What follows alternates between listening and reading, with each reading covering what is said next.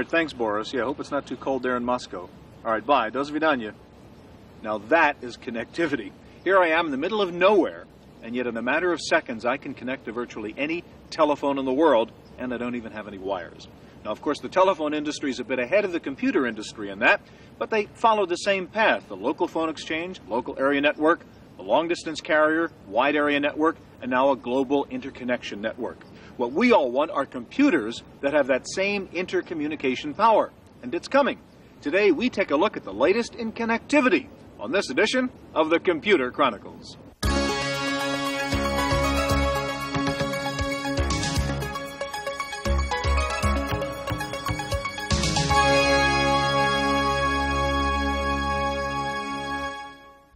Computer Chronicles has been made possible in part by PC Connection and Mac Connection, mail-order software and hardware peripherals for the PC and the Macintosh, and the Software Publishers Association, providers of educational materials to help manage software. Don't copy that floppy. Welcome to the Computer Chronicles. I'm Stuart Chaffee, and with me this week is Frank Derfler. Frank is editor with PC Magazine and author of the special PC Magazine Guide to Connectivity. Frank, we're going to take a look at something here which I know you're a bit familiar with. This is from AT&T Paradyne. It's the ComSphere 3810 modem, and what's interesting about it, this is a software-definable modem. So, for example, if new operating system software comes along to upgrade this modem, I don't have to buy a new modem, I don't have to buy new anything, I can just do it online through the modem. In fact, let me show you. This is the software version that's in here right now, AO20300. Now, what I can do is, let's call setup, and I would just go in my phone book, and that's the number of the update center that I want to go to. I would just go over here and dial. I'm not going to do it really now because it takes a couple of minutes for the download, so we'll just get rid of all of this here for a second, and I'll show you, in fact, what we'd be doing. You can actually pull up a map here to see what we're doing. Here's the world map of all the different places we might be connecting to. We're just in the USA right now, so I'll pull up a USA map. And you'll see here's where we are over here in Northern California. Right now it's showing what this location is over here in Florida. We'll get rid of that and identify ourselves over here. And here's Computer Chronicles. And I would simply go ahead and go through the process. Let's get rid of the map, though, and show you exactly what would be happening. As we come up here, back to this menu, we'll get rid of this here and go back to our series. We see this is the old version. As I execute now and put in the new software, we'll see it updates itself, and lo and behold, we now have new software inside the modem, sort of by magic.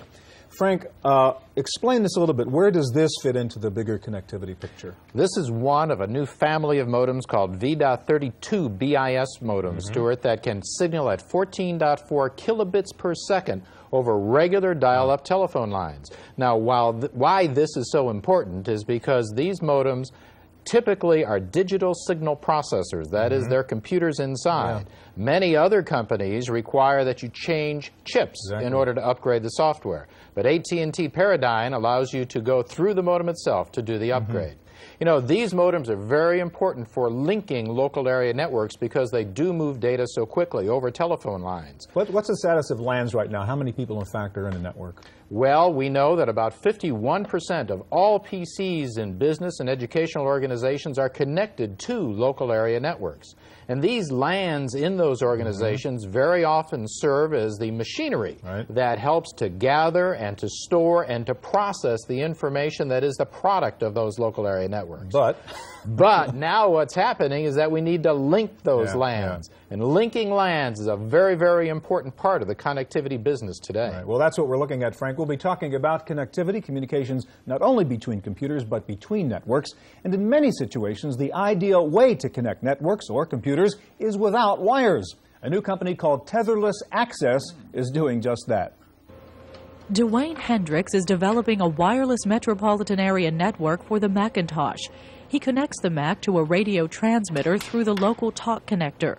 The transmitter then sends files to a receiver at another Mac location where the signal is demodulated. Hendricks sees his wireless network as a new kind of group wear. If you look at the trend in computing today, it's towards collaboration. Well, people tend to form ad hoc groups, okay? So you don't know where you're going to group next. And so wireless allows you to, at least in the model we're going to go for, to set up ad hoc networks. The first beta test of the tetherless access network is a link between the San Diego Library System and San Diego State University. The new wireless network will give users at several different campus locations access to a wide range of research materials at different library sites. One potential problem with the wireless LANs is the security of the user's data, but Hendricks says there could be various levels of security built into a wireless network. By using the spread spectrum technology, the spreading code protects you somewhat, but that in itself is not really enough. We plan there are a number of data encryption standards that could be used to encrypt your data before you send it over the air. With the rising popularity of portable computing away from the physical wiring of the office, wireless LANs may be the way of the future. For the Computer Chronicles, I'm Maria Gabriel.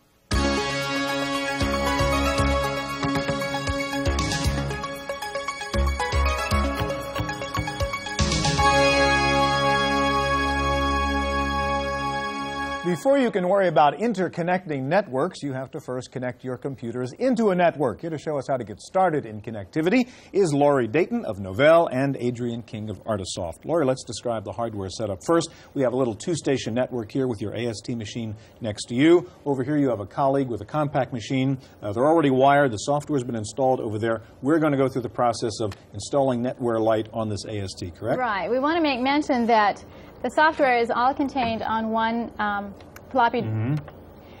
What you want to do is decide if a server can share its hard drive and a server can share its printer and a client can use other hard drives and printers. Most machines on a peer-to-peer network will be servers and clients. Okay. We're just going to give this server a server name and use the machine name for the server name. It'll copy some files over. All right, let me ask you, while we're waiting for the files to get copied over, we heard at the beginning of the program, Frank Derfler said that, in fact, a majority of personal computers in business are now networked.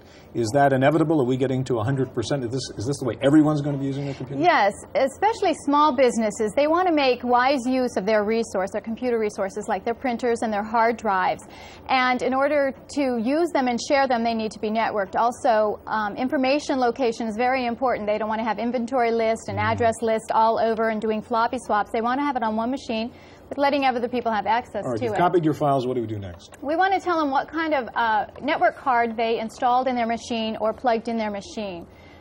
We do have a couple of packages, Zircom and Eagle, that package all the hardware and the software that they need together. So is that the card you have in there? That's the card we have in here. Also, if they've changed the settings, we always give them defaults so they can just push escape. There's only one more question that they need to answer, and that's if we can put our directory in their path, in their bat file, and modify that. That's the last thing that we need to do for install. We create a startnet.bat file, which will load the software, all the software that we've just installed. Now, the server and the client are loaded. We run the utility, which is a menu utility. It will prompt us to log in. We'll log in as supervisor, and we will be able to see the resources on the other machine. We've got a printer on the other machine that we want to share, and over here is a printer. The way that we share that, we go to this directory to capture a port. Again, we give all default settings. Anything now that's printed on this machine will go to that machine. The same if we want to access the mail list that exists over there. We go to this network directory that has been created over there. Network directory is just a term of what area of your hard drive you want to share. Now if we go to our F drive, let me just show you how to create a network directory, or what one consists of. This is the actual directory on that hard drive that contains files.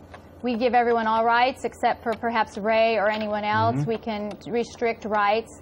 So now I just want to show you, if we do go to the F drive over here, we do a network directory list. And you were just looking at his directory at his So you really did install the software here in a couple of minutes.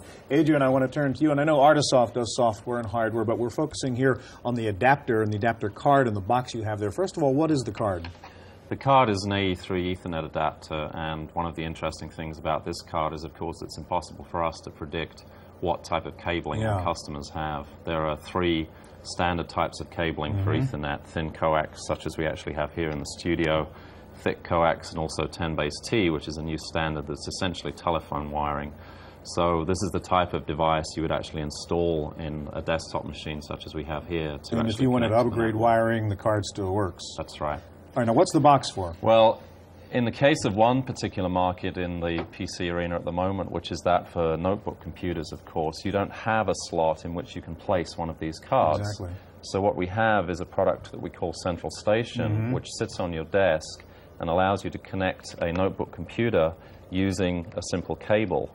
When you're finished at your office using your local network, you simply unplug the cable, you take the notebook away with you, and then using the same Central Station device, you can dial in remotely using the modem in the notebook and a modem connected here, and once again you're connected to your notebook from a remote location. Yeah. What about the user interface side of this? How do you play with Well, this? one of the things we have to do is to try and make it as easy as possible for the user to make use of the network. So rather than a collection of menu commands or arcane command line options, we actually place a lot of emphasis on using Microsoft Windows. And here, for example, I don't even have a keyboard on the table in front of me. So simply by using the mouse, in order to make network connections, I just point at a resource that I want to use, drag it, and there my D drive is now connected to that new network resource. To disconnect, I simply take it and drop it off the screen. Certainly a lot easier than it used to be. Thank you both very much. Well, when your company really gets big and you have to communicate with several LANs scattered across the country, you may want to use a public data network rather than create your own. One of the leading systems is called SprintNet. SprintNet is the largest commercial data network in the world. It is an X25 packet switch network, allowing users to share lines and thus lower costs. Typically, the big companies previously would say, well, I'll put in my own network, and I'll buy the switches, and I'll buy the circuits, and I'll manage it. They're moving away from doing that. They're saying, gee, do I really have to do that, or why don't I focus on what I do best, which is selling my own products? Now, the little company, it's a natural vehicle for them to go to the public network and say, hey, public network, go ahead and bring my 5 offices together over this public service. U.S. Sprint's latest technology for data transmission is called Frame Relay Service. The new service will complement, not replace, the X25 system. Frame Relay is the logical evolution from packet switching, because Frame Relay is taken and built upon the fiber and digital switching capabilities that especially we Sprint have. The public data network allows companies to communicate with distant offices as often or as infrequently as needed.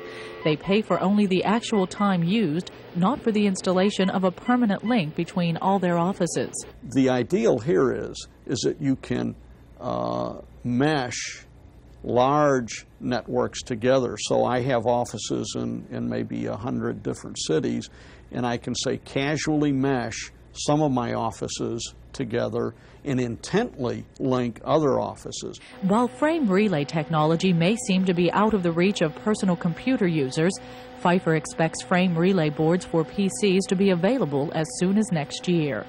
For the Computer Chronicles, I'm Maria Gabriel.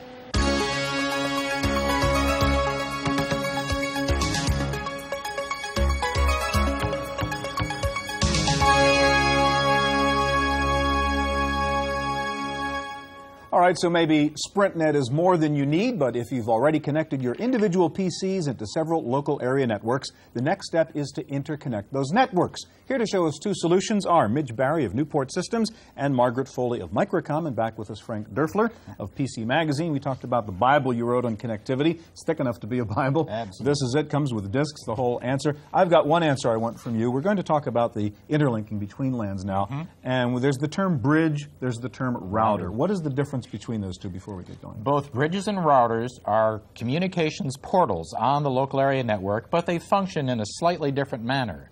The bridge moves data across an inter-network link based on where it's addressed to. A router is much more sophisticated. It looks inside the packet and makes decisions based on information it finds there. And can route that information based on what it finds.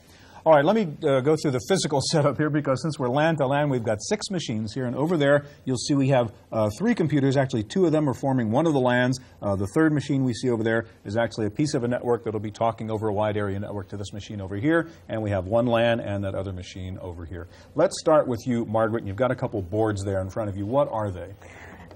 These cards are our 16 meg token ring card. We also have a wide area network card.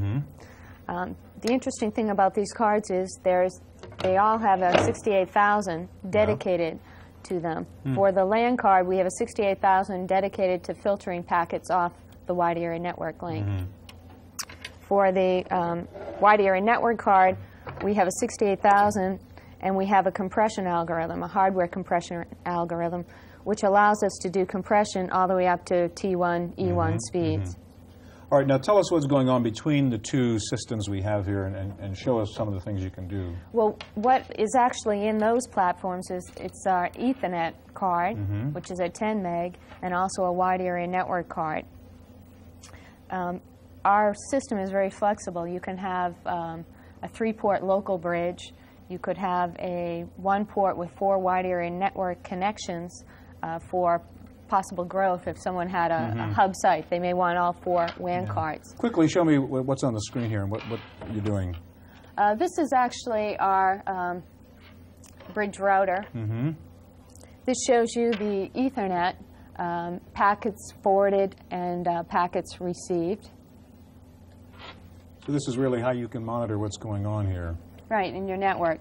This shows you the alarms that you've seen on your network. And as you can see, most of the alarms were for port forwarding and topology change detected, which means the link has come up. Yeah. All right, Frank, I want to go back to you. She's, of course, said bridge router, making your point that you're never quite sure which it is. Margaret also talked about compression on the board. What is the value of compression in this interLAN situation? Well, keep in mind that the links that you use, the commercial communication circuits that you buy to link local area networks, are very expensive. Both of these products have onboard compression, in many cases giving you 4-to-1 or even greater compression, so that instead of buying a circuit listed at 1 megabit per second, you might buy one at 250 kilobits and save a lot of money. Yeah, okay. All right, Mitch, let's turn to you and tell me what your setup is here and explain the boards you've got in front of you. Well, Newport Systems Solutions makes wide area network routers exclusively. This is a wide area network router card. Mostly it's a communications interface card that would actually install into a NetWare file server or a NetWare external router. It looks just like a LAN card to NetWare. And this little module on here is Newport Systems' own data compression module. We too recognize how important data compression can be. Because we can use our products in a file server, I've actually set up the router here in this NetWare 311 file server. And it's communicating to a file server over here on the other table. That should be a remote location. One of the things that we've been seeing increasingly in even NetWare environments are the uses of different kinds of communications protocols. And this screen on the station here, this file server, might look familiar to people. I've actually got AppleTalk protocols and IP protocols, in addition to Novell's own protocol loaded on the wide area network router. Using these different protocols, I can come over to this DOS machine and run a well-known application called Ping, which transmit TCP/IP packets from over the wide area network link. And I can do this at the same time as I'm transferring AppleTalk packets to the Macintosh that we have at the other location. The server at the other location, you can see there's network activity so we're on that talking server. over to the other system, which is over there. Exactly, and we're doing this at the same time, different protocols, and this reflects something to that the we're Mac seeing a and lot. to that PC. Yes. Okay, now what else can you do here? What's on the screen we're looking at? Well, this is simply AppleTalk Console. This is a function of Novell's file server where they can actually play games with the AppleTalk protocols. We're using it to show how we can actually transport this capability onto our wide area network product. So this is something that previously was only available in local area networks with Novell. Now we're letting people do it with wide area networking with Novell. Mitch, Margaret, Frank, thank you very much. All right, we'll be back in just a minute and show you how to log onto your network by telephone. Stay with us.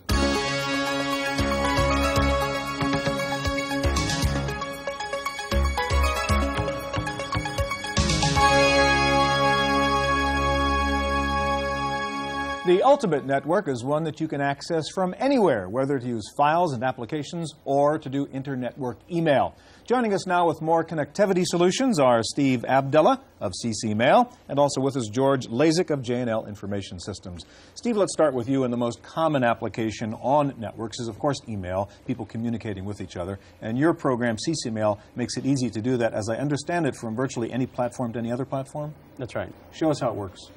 Okay, we're in CC Mail for Windows here, and in the center of the screen we have our inbox with messages that have been sent to us. And on the top of the screen we have the traditional pull-down menus. We also have an icon menu, which has your basic mail commands right there. And if we want to say prepare message, we just click on the prepare icon, and that launches us into a addressing screen. We just start typing the name of the person we want to address to. We notice here we've addressed to Diane Braga, and she's a Macintosh engineer. And despite the fact that she's on a Macintosh, or she could be on an OS2 or a DOS platform, we can still reach them all, even though we're in Windows here. Add another user, and this user is on IBM Profs in France, and that's a mainframe-based mail system. But with our gateway product, we can connect to virtually any mail system in the world. So we'll enter him. Then we can address it to a mailing list. So this will go to a group of people. In this case, we'll send it to the Novell MHS users. And we have a gateway to Novell MHS. We can also run virtually any network operating system. So we're finished addressing. We type our subject and then move down to the text. And we can actually insert information from the clipboard here. So we'll paste in some information on CC Mail. And then we can attach any file. We can search through our drives and attach files. So it makes it easy to share work with anyone across the network. Or we can even launch another application and create a new file from within CC Mail. So let's click on this, and it will launch us into Paintbrush, a graphics package. And now we can take and create a little file and then save that. And it automatically attaches to the message that we've created. And then we just quit out of this application and name it. And it attaches to our message, and it appears right here. So there's an icon. And then when the person receives it, they can just click on that icon to look at it. And then we just send it. Okay. So that's sending a message. Reading a message show us receiving. Is just as easy. Here's our inbox. If we want to read the first message, we just double-click on it, and it opens it up. Here's the text. We've also got a couple of graphics applications here. And we double-click on this, and this is from a CAD package of some kind. And we can even zoom in on the graphics. And we don't have to have this application. We can still view the file even though we don't have the application. Now suppose I'm in an application and I decide I want to send a piece of it. It's very easy to do. CC Mail can mail-enable applications. And so we can go into AMI Pro, a word processing program, where we've created this file right here. And if I want to send this, all I do is come over to the file mail and say, send mail. And this calls up CC Mail. I attach this file, and it calls up the CC Mail addressing dialog. And I can type in a short message in the text and attach this to the file, and then I can call up the addressing screen and send this to anyone else on the network. Steve, thank you very much. All right, let's sort of up the ante one now. We sell email almost anywhere to anywhere. You can do anything anywhere to anywhere, I guess, with the Chatterbox. First of all, George, describe what the physical configuration is here. Okay, very briefly, the unit to your left is a PC. I'm in the process of doing something, but I'm doing it remotely through a telephone line to another network. Okay. To my left is the actual network running in a Chatterbox, as well as the access server for the network, and that's shown by the Chatterbox 4000, which happens to have 4 computers inside of it. Okay, show us what you would do here then. What I'm going to do is I'm going to simulate first the failure of my modem, which is very important. And in doing it, you'll turn off the modem. All right, so in the middle of work and your system dies. And our proprietary circuitry will sense this and automatically reset the Chatterbox so that somebody can't get in immediately and do work or find something that's sensitive. Now I'm going to reconnect one more time. Okay. And this is the way we do it. And as it's connecting, what this is going to do now is I'm going to run a program which is going to disable the Chatterbox processor, which represents the conflict of software that's running in untested mode or other programs. TSR or something? TSRs propping into each other. And what often happens is the processor self-locks up. I'm going to simulate that by causing that computer lock up, and then I'm going to reset the computer remotely from here by shutting off the connection, and you'll see it again. So the computers are trying to connect right now. They're talking right now to each other, waiting for them to establish the proper baud rates to work at. Okay, so they're on. And here we are. And I'm going to log in one more time. Okay. Again, I'll come in as a supervisor. And this is a standard login with all the security offered to a remote user. I'm going to run a very simple program, and here it is.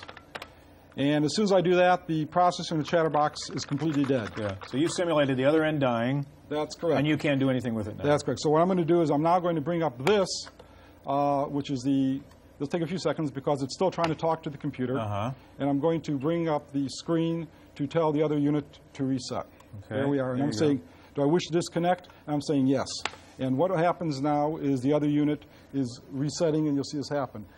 My friend here, Rex, is going to shut off the other modem, and that's going to simulate yet another type of failure, which is a failure of the processor. And I'm going to call back 1/3 time, and you'll notice that when I do, the modem is going to find that the other one is busy, and that's the proprietary busy circuit, which keeps the line busy so that you don't have people calling into malfunctioning modems or malfunctioning processors. And it gets a busy signal which protects you. Gets it busy, and it keeps everything locked out so you don't have a processor that's out of. So I guess the point in Chatterbox is not only to get anywhere around the world, but to really have a secure system so the wrong people can't get anywhere. It provides around absolute the world. security. That's correct. George, thank you very much. That is our look at connectivity. Stay tuned now for this week's computer news on Random Access.